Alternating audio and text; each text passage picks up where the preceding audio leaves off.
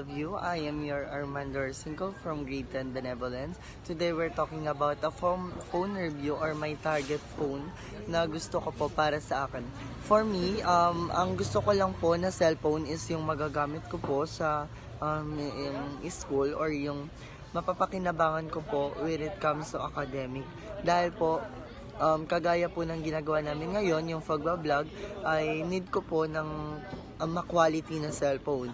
Then, bilang isang mag-aaral po, nais lang po namin na magkaroon ng cellphone upang magawa po namin ang mga pinapagawa ng aming mga guro. Kagaya na lamang po ng ginagawa ko ngayong pagbablog, ang phone po na gusto ko is kahit anong phone or Infinix man po yan or iPhone, papalari.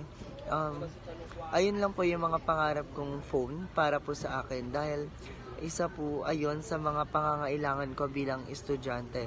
Lalo na po ngayon ay na ako po ay upcoming grade 11 student na po, mas kakailanganin ko pa po yung mga ganyang bagay upang mas matuunan ko pa po ang aking pag-aaral.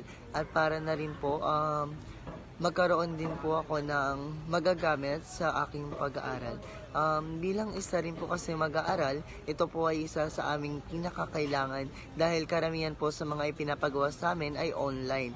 Kagaya na lamang po ng mga sinasend po na link ng aming mga guro at ipinapagawa po sa amin. Karamihan din po sa mga ipinapagawa sa amin is yung mga online activities. Like, kunwari po, may susulatin po kami na isinesend lang po sa GC namin na hindi naman po lahat ng estudyante is pagsulat nun dahil sa kakulangan ng gadget. Kaya bilang isa pong mag-aaral, kahit ano pong cellphone ay okay lang po sa akin dahil basta magagamit lang po. Yun lang po, bye-bye. It's me, Armando Arcingco from Grade 10 Benevolence. Thank you po.